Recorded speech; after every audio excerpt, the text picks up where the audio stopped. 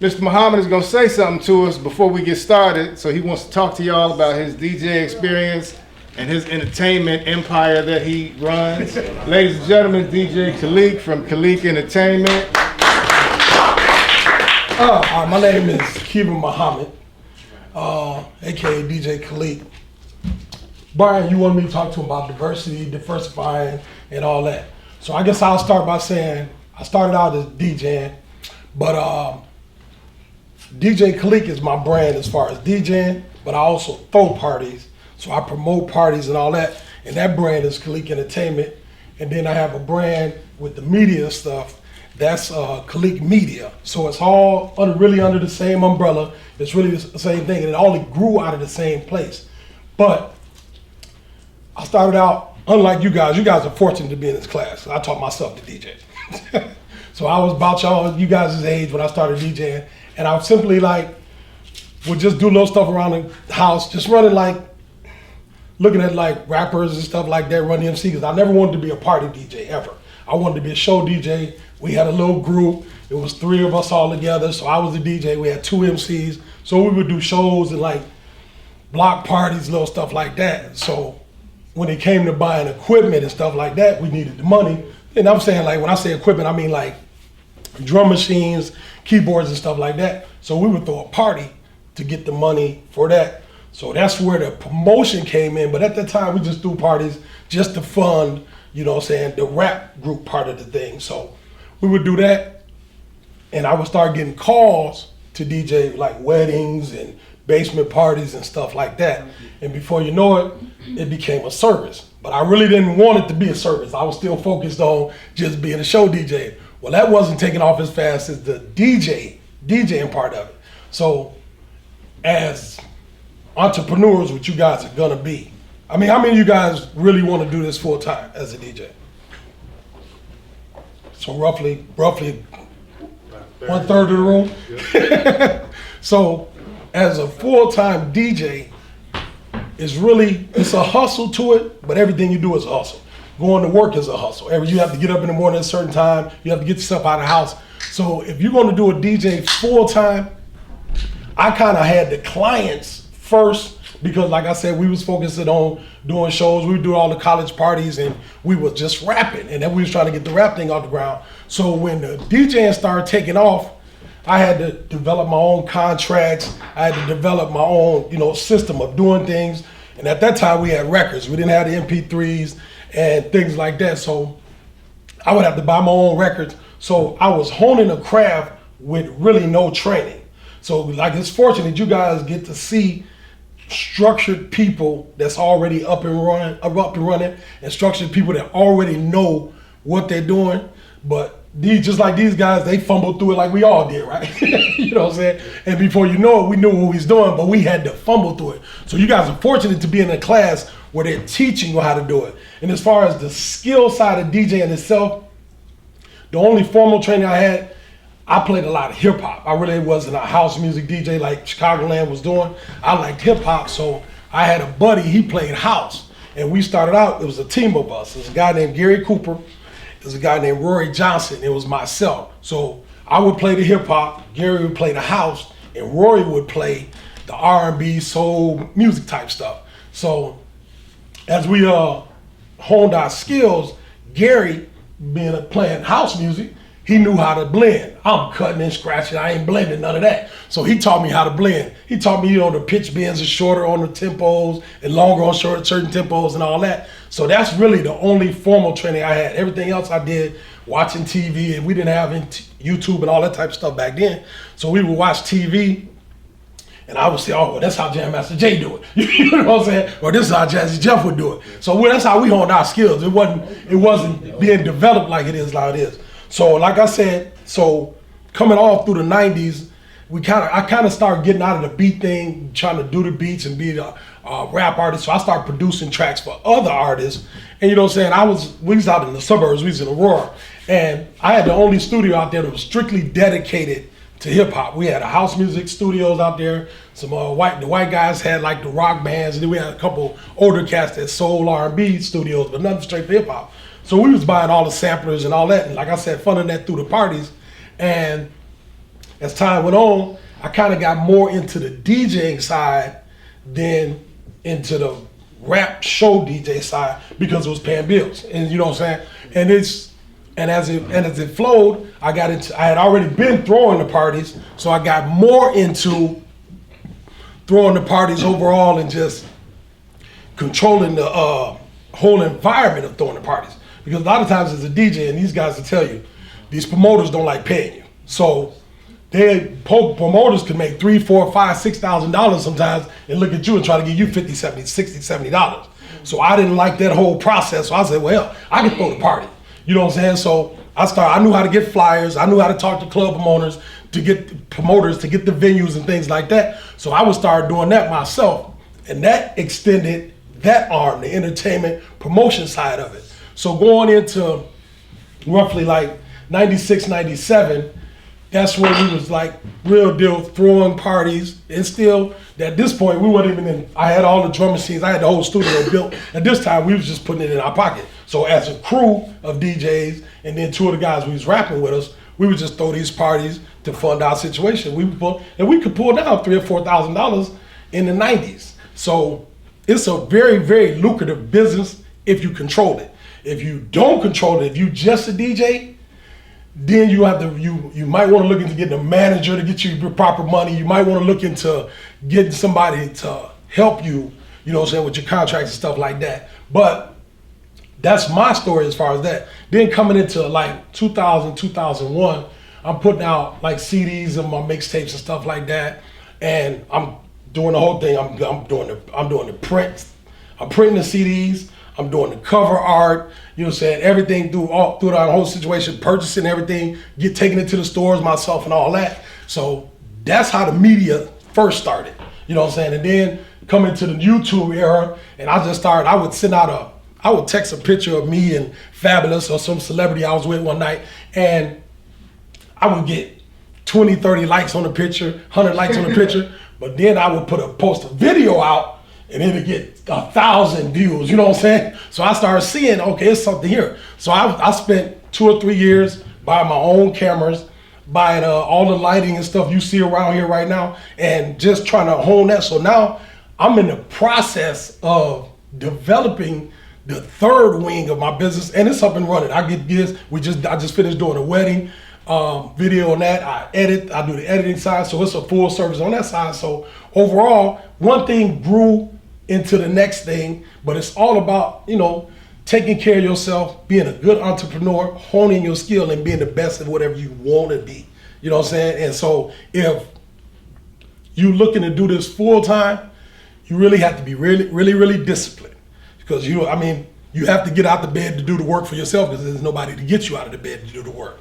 You have to set times for yourself, because you're not working a job where they tell you to be there at 8 o'clock and you have to be there. You have to tell yourself, I got to get up by 9 to do this. And that's what it takes for any entrepreneur doing any business. You have to be very, very disciplined. Then you have to make the right contacts. You have to contact with people that are like-minded, which is why I deal with these dudes a lot. I can find dudes that could do other things like this, but with me, it's real important that I deal with people that I can trust, that we like-minded, we can sit down and have a conversation. I don't have to worry about them stealing from me and stuff like that. So it takes time to develop that, because the music industry is a snake's industry.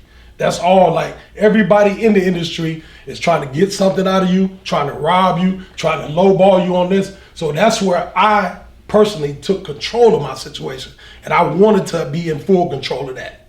So that's what it is with me. If y'all have any questions, I'll answer them.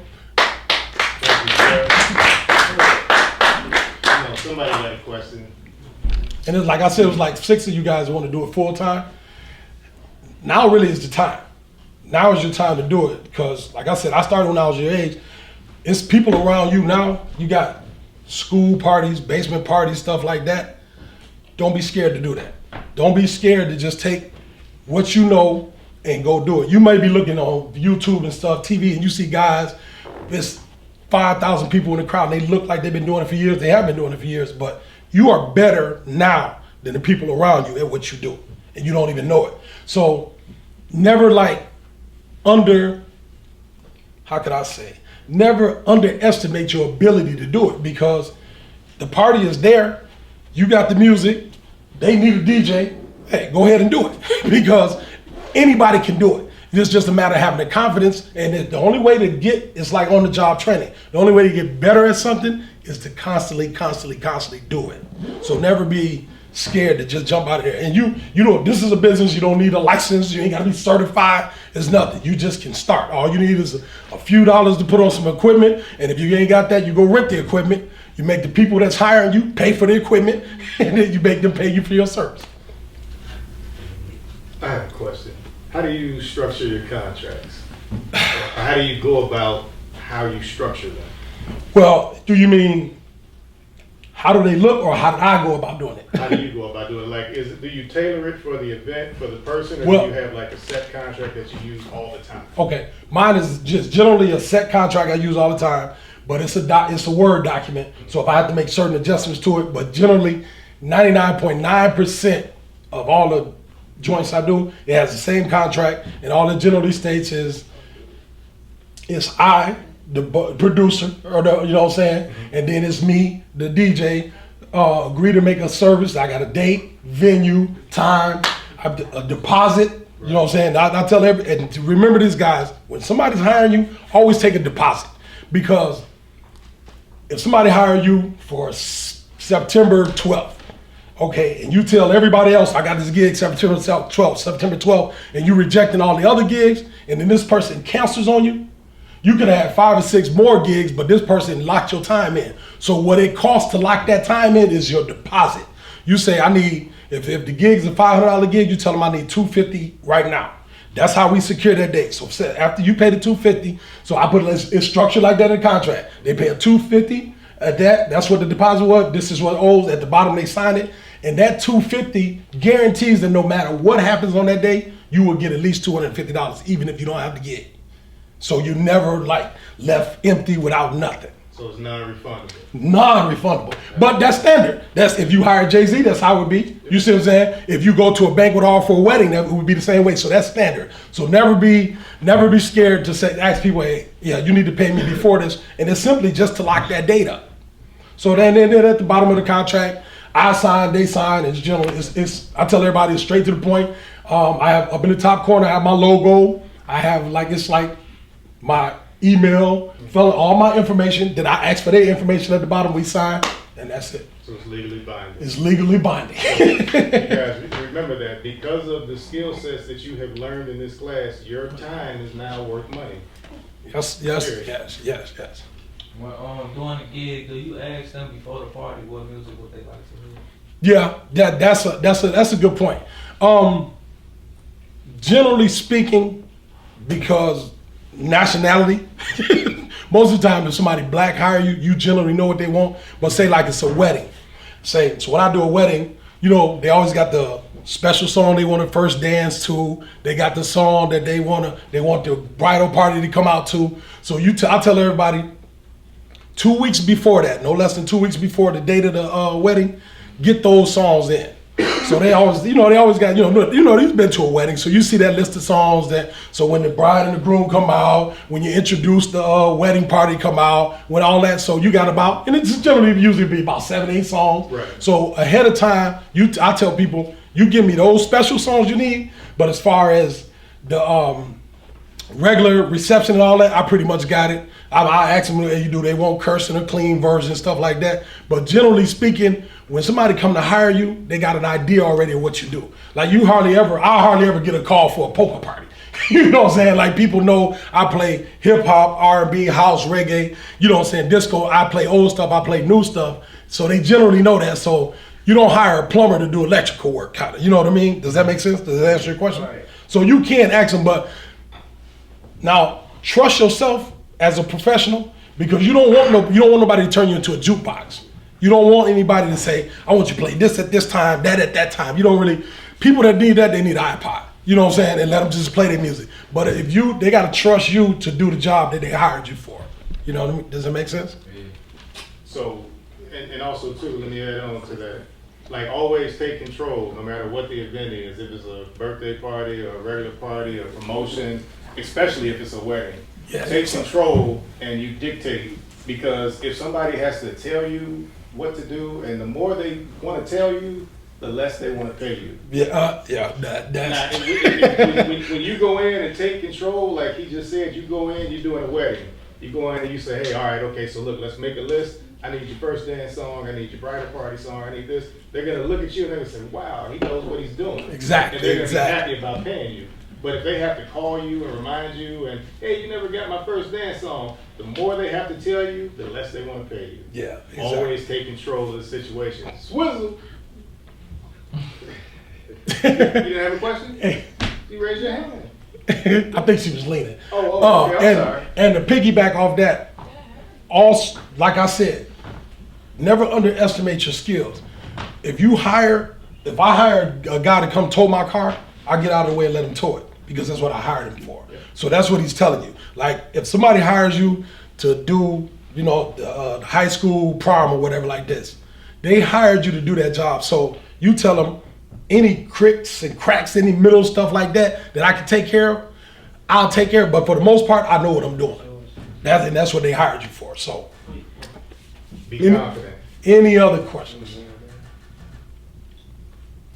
Anything about technique, scratching?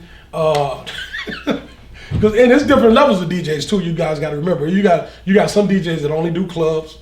I'm what they call a full service DJ. So I may do clubs. I do mobile gigs. I do corporate gigs. I can play a picnic in a park. You know what I'm saying? So some DJs won't do that. Some DJs only want to be in the club. And I mean, that's cool. You can't knock it. There's different levels, just like it's different levels of anything. So always keep that in mind. You can find something that fits what you're doing. Right. You have to decide if you want to be a specialty DJ or if you want to be all purpose. Yeah. But that's your decision to make. And then going back to what he already told you, be confident. So do what you know that you can do and be confident in doing it. Yeah. Any more questions? Don't be scared. You can't be a scared DJ. Absolutely. Nothing? All right. What do you got happening?